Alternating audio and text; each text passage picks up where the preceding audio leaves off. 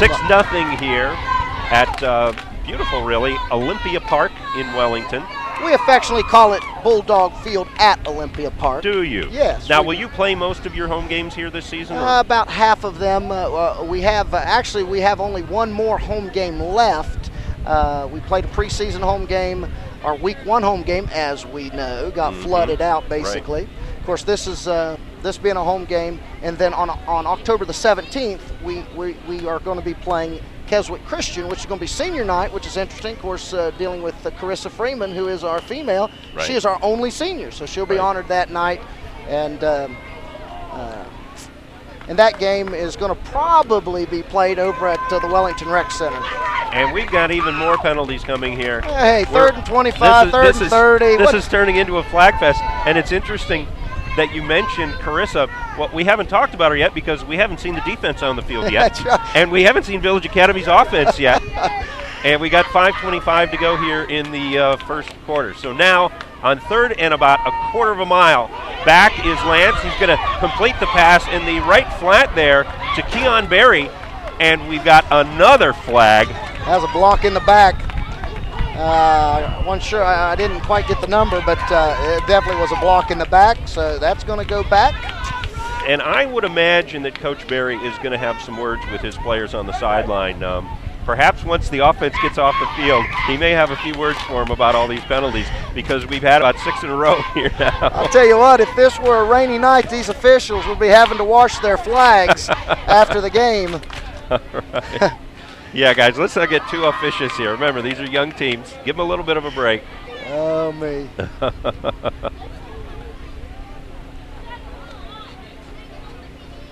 So Dan Whitney before the game was very funny, by the way. He which I guess we should expect. He's a genuinely good guy. Yeah. I mean, he really is.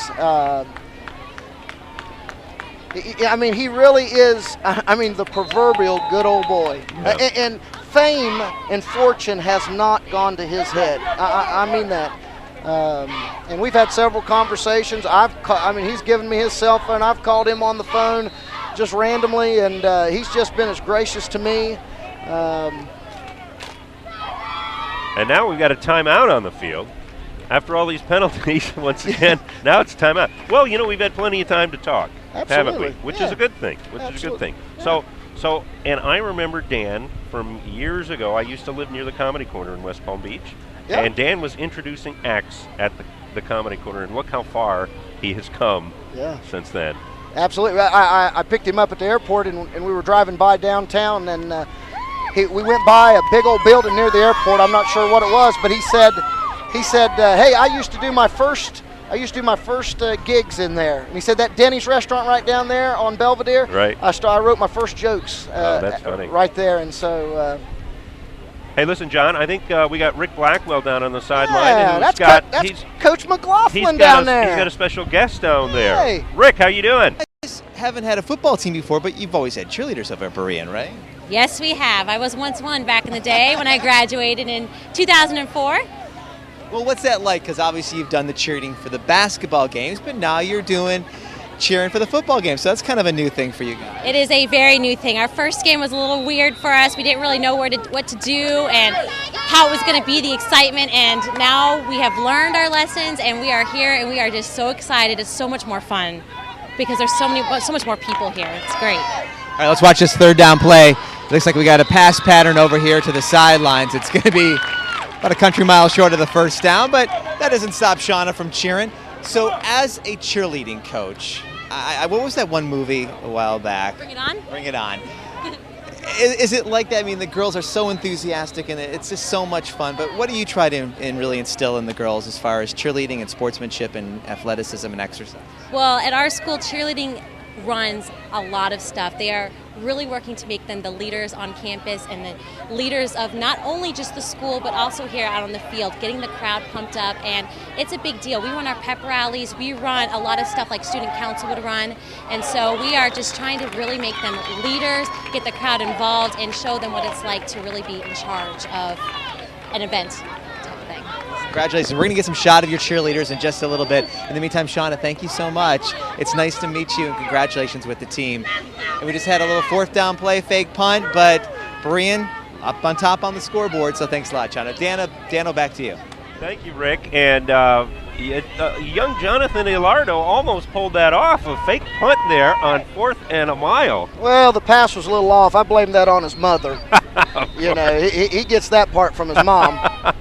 Of course. And now, a first in this game, the Bulldogs will be playing defense, and Village Academy will be playing offense.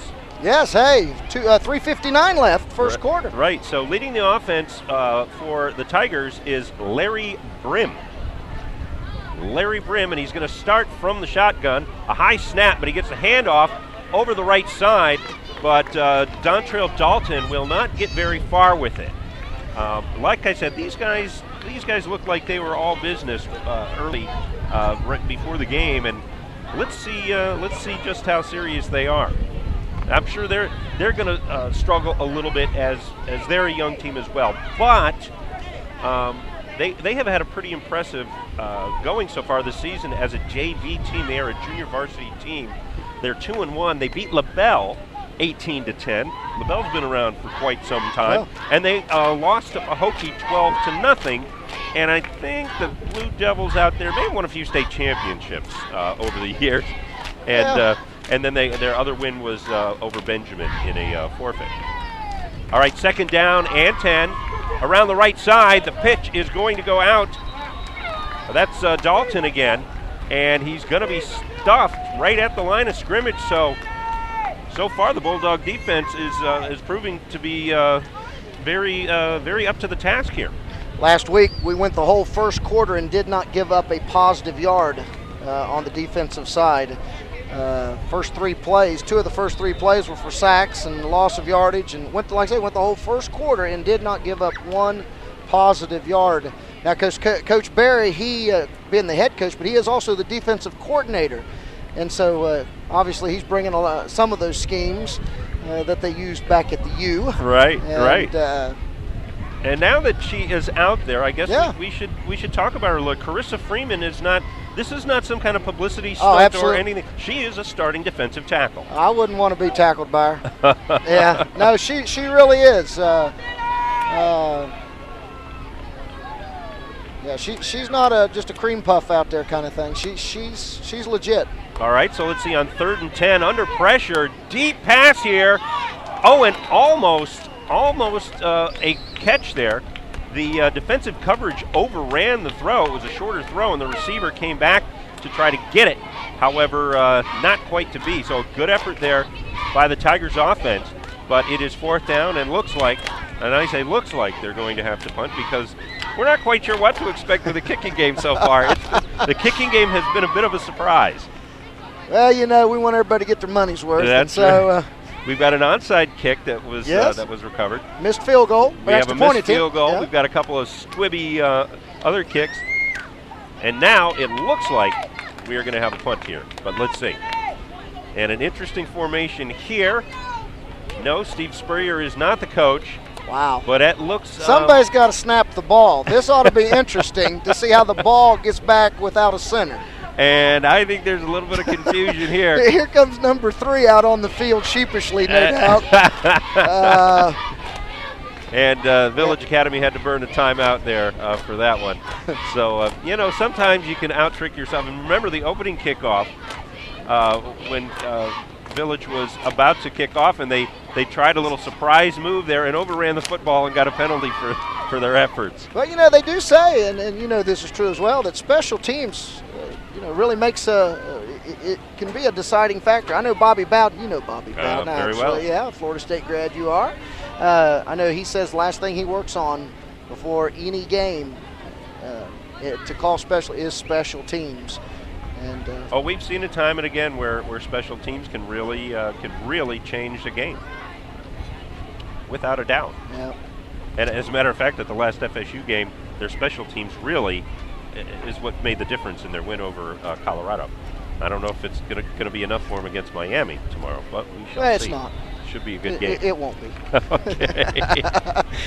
All right, lining up for the punt now, and still a strangest punt formation that I've ever seen. Yeah, he got it off. They did not rush too hard. Now the ball bouncing down, and it looks like they're going to leave it alone, and maybe was a little premature on downing that ball.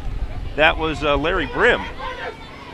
And the punt is going to give the Bulldogs the ball back. It's going to be on about the 17-yard line. That ball probably would have got down inside the 10 had Larry let the ball. Yeah, well, the ball bounced up, and instead of letting it go, he kind of, I guess, just kind of instinctively grabbed it. And, yeah, like you say, he could have put the Bulldogs in a little worse field position here. 6-0, 1:39 to go in the first quarter. And we'll get the first down play from Johnny Lance. It's going to be a give up the middle.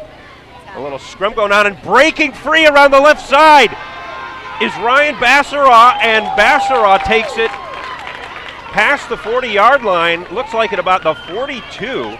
So right off the bat, about a 25-yard gain there for Bassaraw. And Bassaraw, he's a chug-a-lug. I mean, he probably might need to get some water and some air now, but he goes 217, and that's legitimate. That's not fudging the numbers.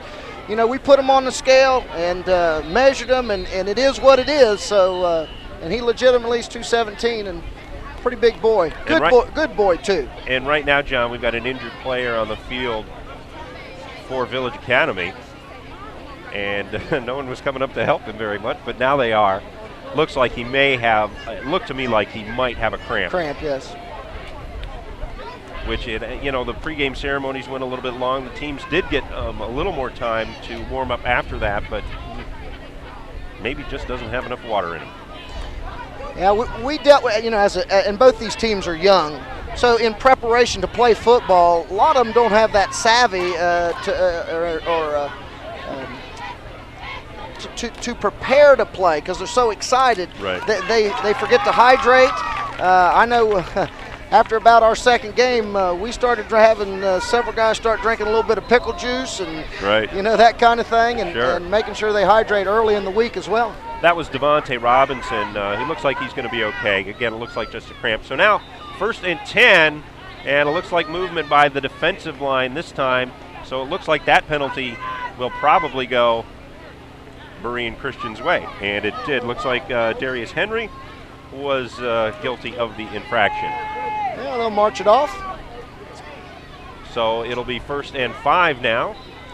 Kind of numbers that coaches love. Absolutely. And the give is going to be up the middle again, and once again it is Bassaraw, and Bassaraw with a good push there by the offensive line. Looks like he has picked up another first down for the Bulldogs. I can almost guarantee you, after his run the time before last where he dropped the ball, I guarantee you he's not going to fumble it the rest of the game. He's not going to. Because he'll meet Coach Berry on the sideline. So. Yeah. All right, so 1st and 10 now. They have crossed into Tiger territory, have the Bulldogs, and now what do you know? We have another flag. 25 seconds to go in the first quarter here at Olympia Park in Wellington. The score 6-0 Berean Christian in only their third game since 1982. And an exciting night here. The pregame pomp and ceremony was terrific. We have Larry the Cable Guy in the house getting her done. Yep. And we have Berean very happy with a 6-0 lead at this point. All right, so 1st and 5 again, and up the middle is Bassaraw again, and look at him go. Reminding me of Earl Campbell on that play, but once again, we've got a flag. Well, I think it was that referee's time to throw his flag. I got a feeling this may be against. All right, we got a replay here. Up the middle, a good push there. Lowering his head, knocking people down. See, with Earl Campbell, maybe that's, I got the knee going up there. That was our generation, wasn't it? Yeah, exactly. All right.